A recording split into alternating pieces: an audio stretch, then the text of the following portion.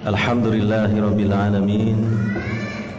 Wassalatu wassalamu ala nabina Muhammadin wa ala alihi wa ashabihi ajma'in wa man tabi'ahum bi ihsanin ila yaumiddin. Wa qala ta'ala fi kitabihil karim, يا أيها الذين آمنوا اتقوا الله ولتنظر نفس ما قدمت لغد واتقوا الله إن الله خبير بما تعملون. أما بعد. Hadirin wal hadirat, para bapak, para ibu, saudara-saudari sekalian, yang semoga selalu mendapatkan rahmat dan taufik dari Allah Subhanahu wa ta'ala. Alhamdulillah, pada kesempatan malam hari ini kita masih diberi kesempatan oleh Allah Subhanahu wa ta'ala, yaitu kesempatan hidup di dunia yang sebentar dan terbatas ini. Dan yang kedua kalinya, dia tidak kalah penting lagi bahwa kita dalam kesempatan ini masih berada di atas hidayah Allah Subhanahu wa ta'ala, di atas Islam, iman, dan tetap menjalankan ibadah kepada Allah Subhanahu wa ta'ala.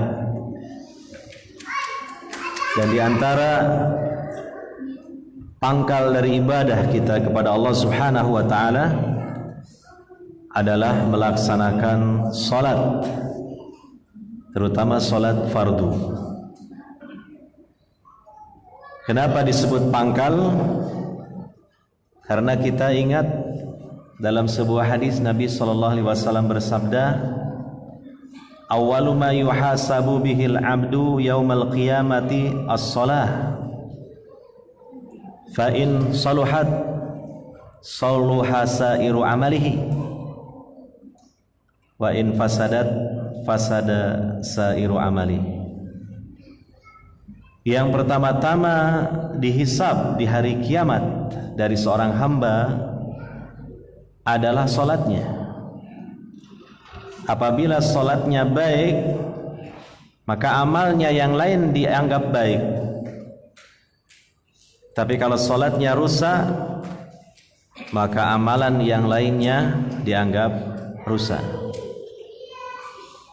Oleh karena itu, terutama kita yang hadir pada kesempatan kali ini di majlis ini, patut bersyukur kepada Allah Subhanahu wa ta'ala karena kita masih diberi kesempatan dan kita masih berada di atas hidayah Allah Subhanahu wa ta'ala.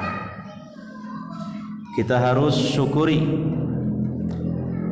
dengan jalan kita gunakan kesempatan itu dengan sebaik-baiknya. Dan hidayah kita syukuri dengan cara kita menjaga dan memeliharanya. Dan kurang lebihnya kita menjaga dan memelihara hidayah adalah dengan pertama menuntut ilmu agama Islam ini,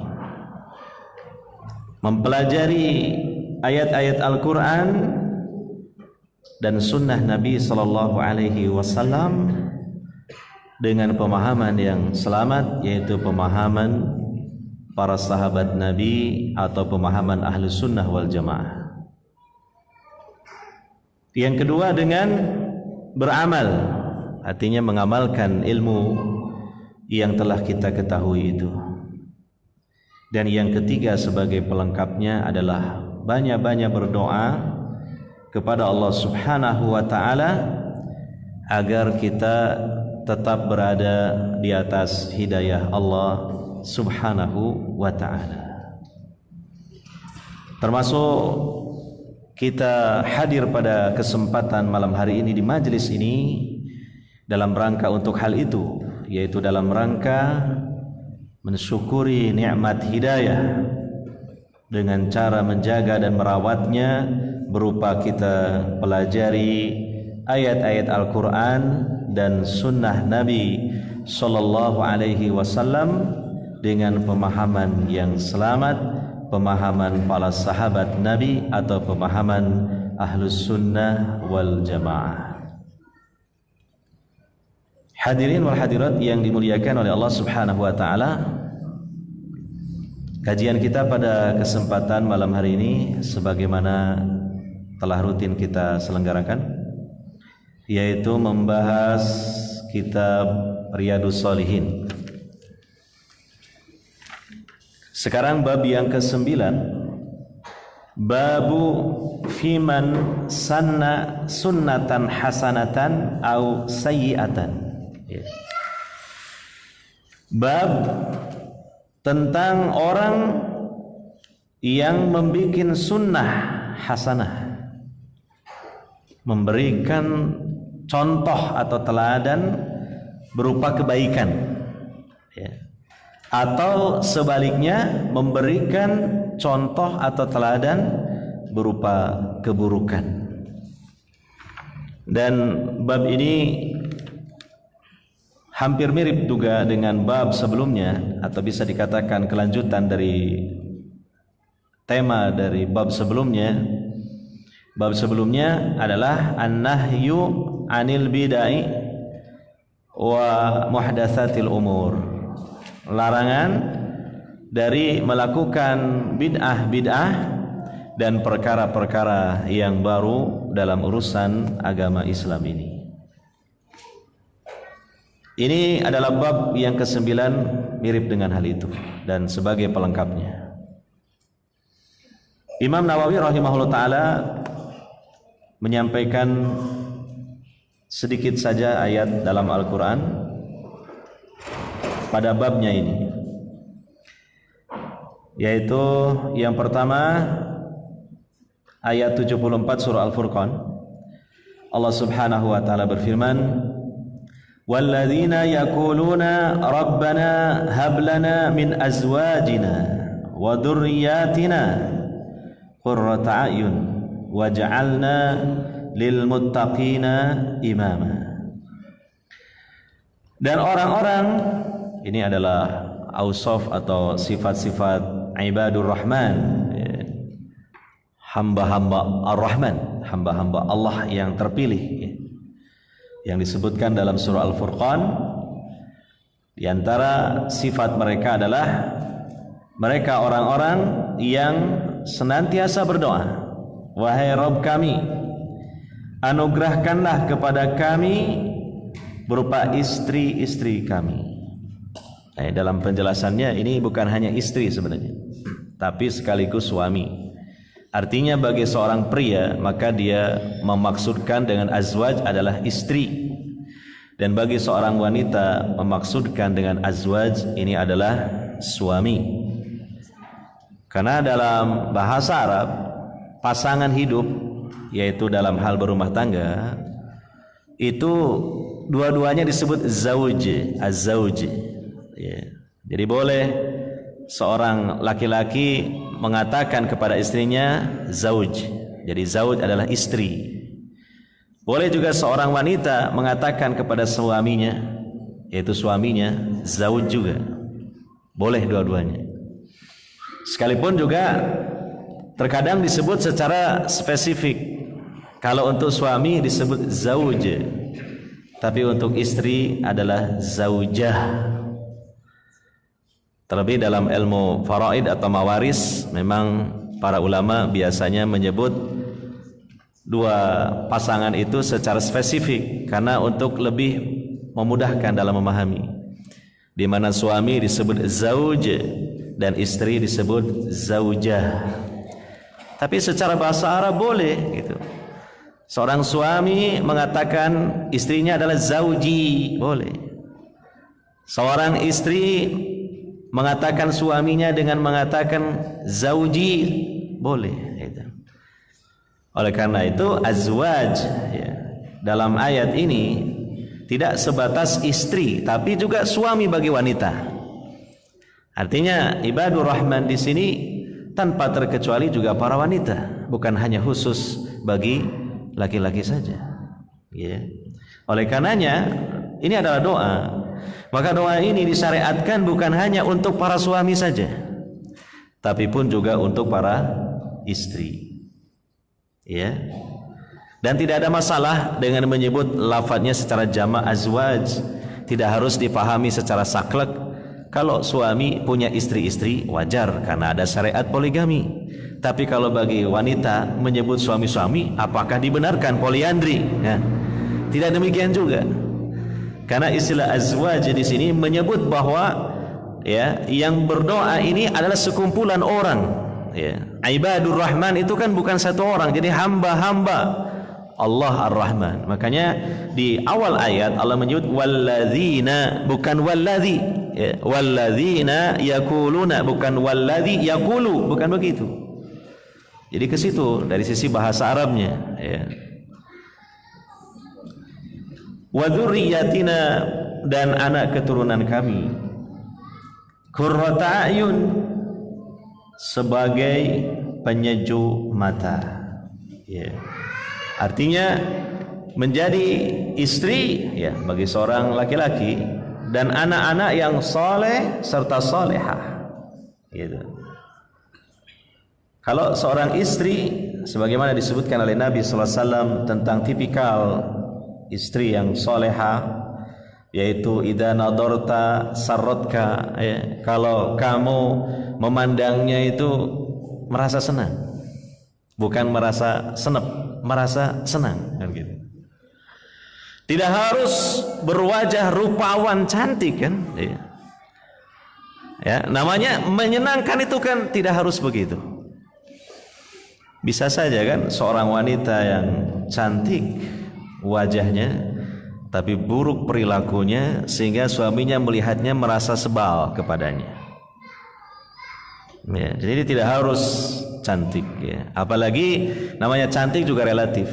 Ya, bagi seorang suami melihat istrinya dia menarik gitu. Merasa tertarik dia. Merasa lega, lapang hatinya itu. Ya. Kemudian cirinya lagi apa? Wa idza ghibta anha hafidatka fi malika wa fi waladika. Kalau kamu meninggalkan dia sementara waktu, ya, mungkin safar karena ada satu hajat, maka dia pandai menjaga hartamu dan anak-anakmu. Nah, itu. Sehingga suami sekalipun meninggalkan istri dan rumahnya, tetap dia merasa tenang gitu loh. Karena dia meninggalkan seseorang yang amanah. Ya, dia percaya betul gitu. Ya, ini berapa banyak kan rumah tangga di zaman sekarang ini di mana para istrinya tidak memiliki sifat amanah, dan itu menunjukkan tipikal bukan istri yang solehah. Ya. Ketika suaminya pergi, suaminya sudah mulai galau hatinya karena sebelumnya ada indikasi-indikasi istrinya ini cenderung mau selingkuh gitu kan. Akhirnya bolak-balik ditelepon, kamu lagi apa? Ya, sedang di mana? Ya tuh, sama siapa? Nah, biasanya kan perempuan yang begitu tuh, ini malah suami gitu kan, mengontrol, mengecek gitu kan. Iya, kalau biar nggak tambah yakin pakai video call kelihatan gitu. Karena video call kan cuma batasnya segini saja, sananya nggak kelihatan juga, gitu kan. Nah, ini tipikal istri yang salehah. Kalau antum memiliki istri yang seperti ini, ya, bersyukur pada Allah Subhanahu Wa Taala. Dan kita berharap mudah-mudahan lah ya istri-istri kita ini yang sudah mengenal sunnah, ya, apalagi berhijab syar'i, ya, seperti itu, gitu kan. Perilakunya seperti itu, perilakunya tercermin dari pakaiannya, gitu. Ya, hijabnya yang syar'i sebagai pakaian tubuhnya dan ketakwaan sebagai pakaian hatinya. Semoga seperti itu, gitu. Ya. Nah, adapun kekurangan-kekurangannya, ya sebagian ustadz kita kan mengatakan toh, kita bukan malaikat, mereka bukan bidadari, kan gitu. Kalaulah kita saja banyak kekurangan dan tidak sempurna, demikian pun juga mereka. Tapi kalau di situ adalah penyalahan dalam hal syariat, ya kesalahan-kesalahan, ya tentu kita berusaha untuk memperbaikinya seiring dengan waktu, dan juga kita ini kan bertanggung jawab juga tentang agama mereka. Jadi jangan semata-mata mutlak menyalahkan mereka, gitu kan. Mereka itu ya kita nikahi, ya tentu juga kita bimbing mereka itu, gitu loh. Sehingga kalau ada kekurangannya jangan mutlak disalahkan istri, juga sekaligus suami introspeksi diri. Oh iya, selama ini saya jarang ngajak ngaji, kan gitu. Oh iya, selama ini saya jarang memberikan ilmu. Oh ya, selama ini saya kurang perhatian dalam sisi agama, baru perhatian sisi ekonomi, kayak begitu.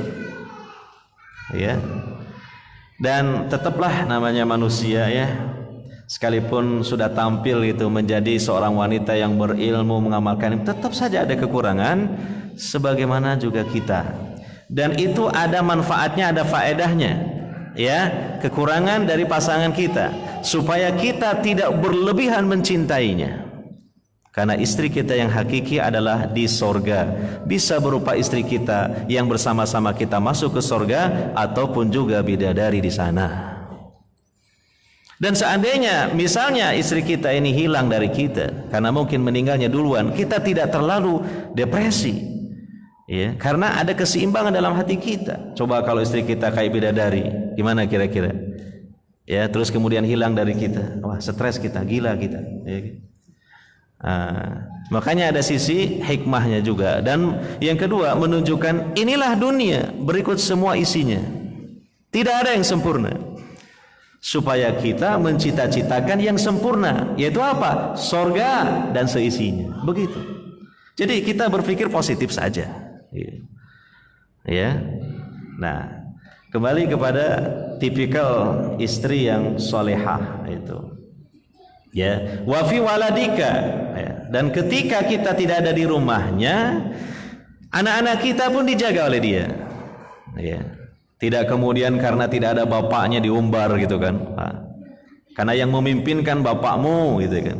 Nah, sekarang bapakmu lagi gak ada, ya terserah kamu. Tidak begitu. Seolah-olah istri ini mewakili dari suaminya, dari bapaknya si anak-anak ini, gitu kan.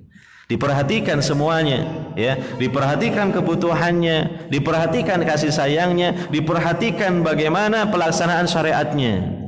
Kalaulah ketika suaminya ada di rumah, sering suaminya mengajaknya sholat, sering menyuruhnya anaknya sholat, maka ketika tidak ada pun istrinya yang menggantikan tugas itu, gitu. Ayo nak sholat, sudah waktunya sholat. Kamu sudah sholat belum? Sama. Nah itu. Jadi dia menjaga anaknya, gitu. Ya. Kemudian wa idza bahasta anha wajadtaha qanitatan lillah. Kalau kamu kehilangan dia, lalu kamu mencarinya, kamu menemukan dia sedang tunduk patuh kepada Allah. Wah, ini luar biasa, ya. Ya, kenikmatan yang paling besar di dunia ini, ya, bagi yang punya pasangan hidup, dianugerahi oleh Allah Subhanahu wa taala istri yang salehah. Kata Nabi sallallahu alaihi wasallam, ad-dunya mata'un wa khairu mata'id dunya al-mar'atus salihah. Dunia ini isinya adalah perhiasan. Tapi sebaik-baik perhiasan dunia apa? Bukan rumah, bukan kendaraan, bukan uang, bukan apapun yang lain. Tapi apa? Istri yang soleha. Oleh karenanya, para suami yang dianugerahi istri yang tipikalnya seperti ini, sesungguhnya dia itu kaya, cuma kadangkala merasa miskin, tidak sadar kalau dia itu kaya. Karena apa? Karena dia memiliki sebaik-baik perhiasan dunia, ya kan? Uang perhiasan, kendaraan perhiasan, rumah perhiasan, dan sebagainya, semuanya perhiasan. Ternyata yang paling tinggi, paling unggul apa? Istri yang solehah. Dan bagi para ummahat, berlomba-lombalah untuk menjadi istri yang solehah, karena Allah, bukan karena suami. Ya, karena Allah. Nanti kalau karena suami, khawatir banyak kecewanya. Kalau karena Allah, Allah tidak pernah mengecewakan kalian. Dan tentunya nilainya pun beda, nilai pahala. Tapi kalau karena suami, nilainya nihil, hanya dapat kasih sayang, balas budi dari suami, itu pun kalau dikasih, kalau enggak ngenes. Maka jadilah istri solehah karena Allah. Yeah. Dan ini ya qurrata ayun dari sisi istri. Yeah. Suami ya juga begitu. Suami yang soleh, yang bertanggung jawab terhadap keluarganya. Bukan hanya dari sisi kebutuhan duniawi, tetapi juga kebutuhan ukhrawinya dipenuhi. Maka bersyukurlah dan bergembiralah jika para ummahat ini memiliki suami-suami seperti itu, gitu. Ya. Kemudian dari sisi anak-anak, ya anak-anak yang soleh-solehah, yang kemudian diajak kepada kebaikan menurut, diajak dilarang dari keburukan, juga akan taat, akan melaksanakan orang tuanya untuk kemudian menuruti, tidak melanggar aturan-aturan. Ya. Nah inilah yang disebut dengan qurrata a'yun. Maka di samping berusaha juga jangan lupa dengan berdoa. Ya. Di antara doanya telah Allah pilihkan, tentu ini adalah doa yang terbaik ya. Maka sebaiknya kita berdoa dengan doa ini. Ya, ini pilihan dari Allah Subhanahu wa ta'ala. Lagi pula ya, soleh, solehah atau tidak soleh, solehahnya hamba Allah ya, itu kan hakikatnya kan hidayah dari Allah Subhanahu wa ta'ala. Ya. Taufik dari Allah Subhanahu wa ta'ala, gitu loh.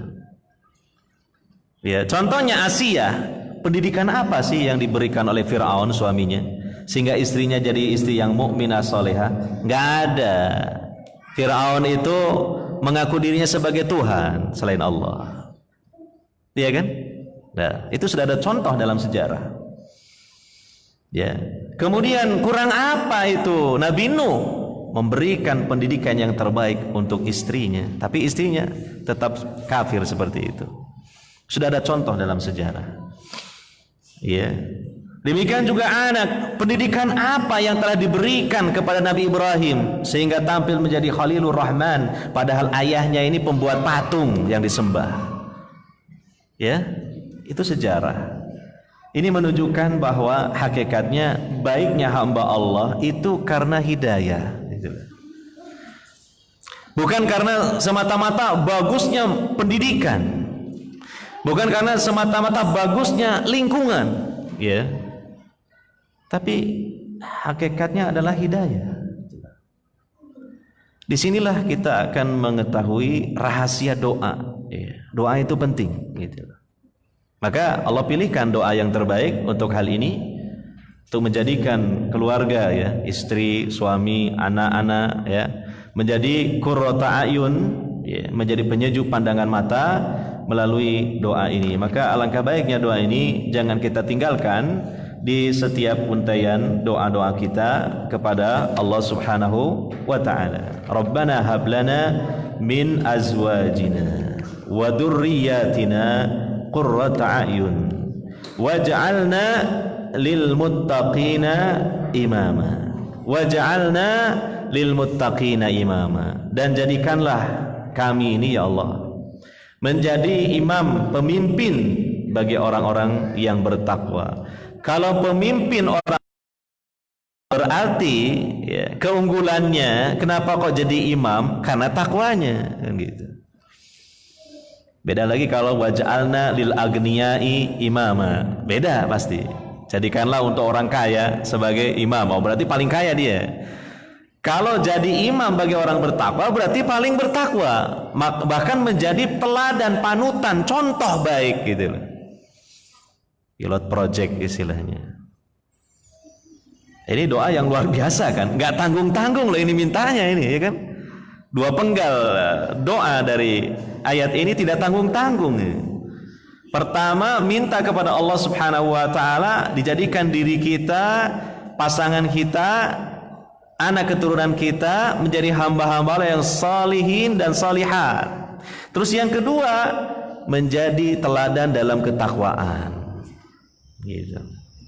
Luar biasa. Maka ini hendaknya jangan kita tinggalkan doa ini. Makanya di sini Allah Subhanahu wa taala menyebutkan ibadur rahman, mereka adalah orang-orang yang senantiasa berdoa kepada Allah Subhanahu wa taala dengan doanya ini. Kemudian mana yang menjadi syahid atau dijadikan dalil oleh Imam Nawawi rahimahullah taala tentang babnya ini, yaitu penggalan yang kedua dari doa tadi, waj'alna lil muttaqina imama. Ini sesuai dengan judul babnya, yaitu apa? Fi man sanna sunnatan hasanatan. Ya, bab tentang orang yang memberikan contoh, itu menjadi pelopor teladan dalam sunnah hasanah, dalam hal kebaikan. Itu sisi pendalilannya di situ. Waj'alna lil muttaqina imama. Kemudian ayat yang kedua, surah As-Sajdah ayat 24. Ya. Kalau kita baca selengkapnya kan ayat tersebut, waja'alna minhum a'immatan yahduna bi amrina lamma sabaru wa kanu bi ayatina yuqinun. Masyaallah. Ini ayat luar biasa yang harus kita jadikan sebagai pedoman ya dalam hidup ini. Ya, sebagaimana yang dikatakan oleh Syekhul Islam Ibnu Taimiyah rahimahullahu taala. Ya. Bahwa dengan kesabaran dan keyakinan tunalu al-imama fid din. Ya, dengan kesabaran dan keyakinan akan diraihlah kepemimpinan dalam beragama. Akan tampil menjadi hamba Allah yang muttaqin. Bahkan orang yang bertakwa paling unggul sehingga menjadi teladan bagi orang-orang yang bertakwa yang lainnya. Yaitu dengan memiliki dua hal, sabar dan yakin. Ya. Yang dimaksud dengan yakin adalah ilmu yang hak. Ya. Itu al-yakin. Ya. Kemudian yang sebelumnya yaitu kesabaran.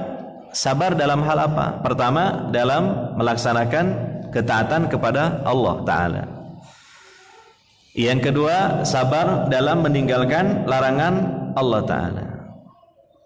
Yang ketiga, sabar dalam menghadapi musibah. Nah, ini kita masih belajar dan kadang-kala tertatih-tatih ini untuk melaksanakannya ini. Tapi teruslah kita belajar. Belajarnya bukan hanya melalui lembaran-lembaran kertas kitab, tapi lembaran-lembaran kehidupan nyata yang kita hadapi sehari-hari. Ya, jadi hamba Allah yang sabar. Kata Nabi sallallahu alaihi wasallam, "Wa may yatasabbar yusabbirhullah." Siapa yang berusaha dan belajar untuk sabar, Allah akan jadikan dia hambanya yang sabar. Bab sabar sudah berlalu kan dalam kitab Riyadhus Shalihin ini, ya. Tetapi ujian kesabaran belum selesai karena kita belum mati, kita masih hidup di dunia ini. Di mana selagi kita hidup di dunia ini akan terus Allah menguji kesabaran kita. Yang pada intinya dalam tiga hal tadi. Ya, bagi hamba-hamba yang mukmin dalam tiga hal. Dalam ketaatan pada Allah, apakah masih terus dawam istiqomah atau sudah merasa bosan atau sudah futur? Nah, ini futur. Apa itu futur? Lemahnya iman, lemah semangat dalam beragama. Toleh kanan, temannya sudah futur. Toleh kiri, temannya sudah futur. Iya. Toleh ke belakang, apalagi sudah banyak yang futur. Waduh, gimana ini? Gak ada teman ini, gitu. tolah-toleh nggak ada teman nih, banyak yang futur nih. Gimana ini? Soalnya kadang futur itu juga berjangkit gitu, menular gitu. Ya kan? Futur itu kan menular kan gitu. Dan semogalah kita punya resistensi ya hati kita untuk tidak gampang terjangkit virus futur gitu loh. Toleh kanan, toleh kiri, toleh belakang. Gak ada teman futur. Maka hendaknya dia merenungkan sebuah hadis dari Nabi sallallahu alaihi wasallam bahwa ketika nanti di hari kiamat seorang hamba akan dipanggil oleh Allah. Allah berduaan dengan hamba itu. Tidak ada juru penterjemah. Ya. Kemudian apa? Dia melihat ke samping kanannya ada amal-amal baiknya. Dia melihat ke samping kirinya ada amal-amal buruknya. Tidak ada di situ orang lain nggak ada. Amalnya sendiri ketika toleh-toleh itu.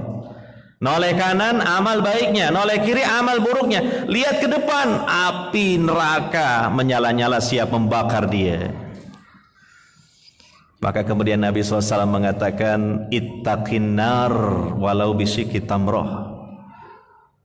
Kamu lindungi atau jaga dirimu dari neraka meskipun dengan sedekah separuh kurma. Itulah. Nah, kalau mengingat itu jadinya gak perlu lihat orang lain yang futur. Kita membayangkan tolah-tolehnya kita nanti di hadapan Allah sendirian disidang oleh Allah. Bagaimana ketika menoleh ke kanan amal baiknya kecil sedikit saja, noleh ke kiri amal buruknya banyak. Bagaimana? Padahal Allah mengatakan wa amma man khaffat mawazinu fahuwa fa ummuhu hawiyah. Ya. Adapun yang timbangan amal baiknya ringan, itu berarti amal buruknya lebih berat. Fa ummuhu hawiyah. Berarti api neraka yang di depannya itu dia akan mendatangi dan akan melalap dan membakar dia. Ini butuh kesabaran. Ya. Para ulama mengatakan sudah banyak orang yang mutasakitun, berguguran di jalan Allah. Orang berlari ibaratnya belum sampai finish sudah ambruk. Ya. Maka menjaga stamina iman kita untuk tetap istiqomah ini sebuah tantangan yang berat. Ya, berat ya. Berat. Banyak cobaan, banyak ujian. Macam-macam coba. Ada fitnah keluarga, fitnah tetangga, fitnah ikhwan sendiri, fitnah hajar wa tahdir. Itu intinya kan fitnah juga. Membuat orang futur. Ya. Tapi kan kita ini dinilai oleh Allah sendiri-sendiri, bukan jama'i. Jama'i itu adalah dohirnya di dunia ini. Nilainya sendiri-sendiri. Nasib kita juga nanti kita akan dihitung, ditimbang sendiri-sendiri oleh Allah Ta'ala. Maka kita harus berpikir secara cerdas seperti itu. Ya. Nah, ini butuh kesabaran. Sabar meninggalkan larangan Allah ya, banyak larangan Allah. Sabar dalam menghadapi musibah yang bermacam-macam, yang dari berbagai sisi dan lini kehidupan ini.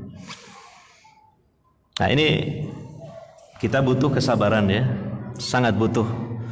Butuhnya kesabaran sebagaimana kita butuh surga. Ya. Karena tanpa sabar bagaimana kita bisa masuk ke dalam surga. Ya. Oleh karenanya di samping belajar sabar, berlatih sabar, banyak mohon kepada Allah kesabaran. Karena kesabaran merupakan anugerah dari Allah Subhanahu wa taala juga sebagaimana anugerah-anugerah yang lainnya. Ya, Rabbana afriq alaina sabra wa tsabbit aqdamana wansurna 'alal qaumil kafirin. Yang kedua adalah ilmu yang hak yang menimbulkan keyakinan. Inilah tidak akan lepas kekuatan seorang hamba ini dari dua hal ini, kesabaran dan keyakinan terhadap ilmu yang hak. Coba kita kasih contoh yang sederhana ya. Ngaji, gak usah jauh-jauh lah. Kita sedang ngaji masalahnya ya, ngaji. Kayak antum ngaji sekarang di majelis ini ya. Ini kan harus ada dua kekuatan nih, ada dua kekuatan, yaitu apa? Sabar dan yakin. Bagaimana penjabarannya? Nah, dijabarkan oleh para ulama, sabar artinya sabar di dalam melaksanakan ibadah itu. Antum kalau nggak sabar, nggak ada udzur, belum selesai ngaji sudah pulang duluan gitu. Ya kan? Itu kan sabar, kurang sabarnya. Kan begitu. Dan alhamdulillah dengan mau datang di majelis pengajian ya seperti ini, itu sudah ada poin kesabaran karena kan butuh pengorbanan, harus menyempatkan waktu, tenaga, ya, sedikit bensin dan seterusnya gitu. Ini sabar. Nah, yang kedua, yakin. Apa yakin itu maksudnya? Bahwa antum hadir di majelis ilmu ini ya, dengan keikhlasan karena Allah, yakin Allah akan beri antum upah. Apa upahnya? Pahala. Oh, pahala ini nggak kelihatan, makanya tanpa keyakinan antum nggak akan kuat, ya kan? Tanpa keyakinan antum tidak akan kuat. Kalau ngaji kan jarang disangoni itu. Ya kalau ustadznya disangoni lah, dia nggak munafik lah. Nanti pembahasannya tersendiri kalau itu, kalau mau bahas. Ya, antum ngaji pulang nggak ada yang nyangoni antum. Ya, antum selesai ngaji di situ ada takmir nyegat bawa uang 1. Nanti pulang dibuka 1 juta. Wah, besok ada lagi nggak taklim ya gitu di tempat itu kan gitu. Wah, nggak usah bekerja ini, kita ngaji tiap hari, 1 hari 1 juta, 1 bulan 30 juta, sugih ya gitu. Tidak seperti itu kan. Pahala itu gaib, nggak kelihatan. Tapi kenapa antum kok mau gitu, betah-betah gitu? Karena modal yakin bahwa Allah Rasulnya menjanjikan bagi orang yang melaksanakan perintah Allah, bagi orang yang melaksanakan ibadah, apalagi ta'allum, itu ibadah yang sangat agung. Allah puji banyak dalam Al-Quran, Rasulullah puji banyak dalam hadis-hadisnya tentang anggota-anggota majelis ilmu. Yang antum sudah ketahui itu. Ya, itu kan modalnya apa? Keyakinan. Maka antara sabar dan keyakinan ini saling menyokong dan saling menguatkan. Ya, saling menguatkan, saling menyokong. Dan kita kenapa mau sabar? Karena ada target, yaitu apa? Pahala yang besar dari Allah Subhanahu wa ta'ala. Gitu. Coba ini diterapkan dalam segala hal ya, dalam ibadah-ibadah, sabar dan yakin. Hadirkan itu. Ya, Syekh Utsaimin rahimahullah taala dalam syarahnya menjelaskan hendaknya orang yang melaksanakan ibadah dengan bermodalkan sabar dan yakin istihdar. Artinya hadirkan itu. Hadirkan keyakinan itu. Itulah ruhnya dalam beribadah kepada Allah Subhanahu wa taala, sehingga itu yang menjadikan orang itu istiqomah. Saya bertanya, kalau orang habis ibadah seperti sholat dan ngaji, selesai dikasih uang 10 juta rupiah, kira-kira menurut antum orang ini akan istiqomah apa enggak ini? Nah, istiqomah, senang kan? Uang besar. Pertanyaannya adalah, nilai pahala dibandingkan dengan 10 juta rupiah lebih besar mana? Jawabannya kok lemot, kenapa? Nah gitu. Jawabannya kok kurang sepet gitu. Yang benar tak? Iya tak? Benar tak? Nah, kalau memang jauh lebih besar pahala dan memang itu yang benar, pastilah. Tapi faktanya kadangkala kita kendor gitu. Ada apa ini? Nah, makanya perlu di review lagi, dievaluasi kembali lagi tentang dua hal tadi, antara sabar dan apa? Yakin gitu. Kenapa saya kendor ibadah? Oh, keyakinannya memudar, kesabarannya pun apa? Memudar. Itu sudah indikasinya di situ. Nah, nggak akan lepas dari situ sudah. Dua hal ini sedang menurun grafiknya itu. Sabar dan apa? Yakinnya itu sedang menurun itu. Maka siapa yang sabar dan yakinnya kuat, ya tentunya ibadahnya juga kuat, semangatnya juga tetap bergelora, kan begitu. Ya kita ini intinya seperti itulah ya. Kita merasakan kan, kadang naik, kadang apa? Turun. Sebenarnya naik dan turunnya adalah naik dan turunnya sabar dan yakin itu, gitu loh. Makanya kalau kita mau introspeksi diri untuk lebih spesifik dan terperinci, dua hal tadi gitu loh, supaya memudahkan bagi kita untuk mengevaluasi diri kita gitu. Iya, kenapa saya nggak yakin? Aduh, kalau nggak yakin terus begini, khawatir saya jadi orang kafir. Karena orang kafir lah yang tidak yakin gitu loh. Cuma kita belum gitu loh. Tapi kan lambat laun bisa saja gitu kan, menuju kepada kekafiran karena nggak yakin sama sekali sudah. Allah gak kelihatan, surga neraka gak kelihatan, pahala kelihatan, lama-lama bisa kufur kan. Makanya kriteria orang yang bertakwa yang pertama apa? Yu'minuna bil ghaib, mereka mengimani perkara gaib. Nah, ini al-yakin ini. Kemudian ayat tersebut yang menjadi syahid oleh Imam Nawawi dalam babnya ini adalah wa ja'alna minhum a'immatan yahduna bi amrina. Itu jadi di awal ayatnya, bukan di belakang ayatnya, di awal ayatnya di depan, wa ja'alna minhum a'immatan yahduna bi amrina, dan kami menjadikan di antara mereka, ini berkaitan dengan Bani Israel tapi juga secara umum ya untuk umat Nabi Muhammad sallallahu alaihi wasallam yang beriman gitu. Ya.